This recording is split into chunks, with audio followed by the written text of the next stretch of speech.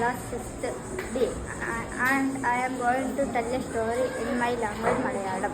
കിങ്ങിണിക്കാട്ടിൽ ഒരു അഹങ്കാരിയായ ഒരു മുയൽ ഉണ്ടായിരുന്നു. തന്നെ ഓട്ടത്തിൽ തോൽപ്പിക്കാൻ ആരുമില്ലാത്തെന്നായിരുന്നു അവൻ്റെ വിചാരം. ഒരു ദിവസം അവൻ കാട്ടിലെ എല്ലാ മൃഗങ്ങളെ വെല്ലുവിളിച്ചു. എന്നെ ഓട്ടത്തിൽ തോൽപ്പിക്കാൻ ആർക്കെങ്കിലും കഴിവുള്ളവർ മുന്നിലേക്ക് വാ.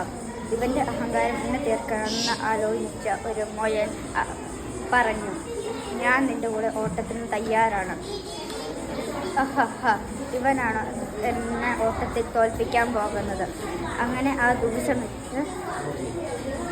ആ ദിവസമെത്തി. കാട്ടിലുള്ള എല്ലാ മൃഗങ്ങളും ആ സ്ഥലത്ത് ഒത്തുകൂടി.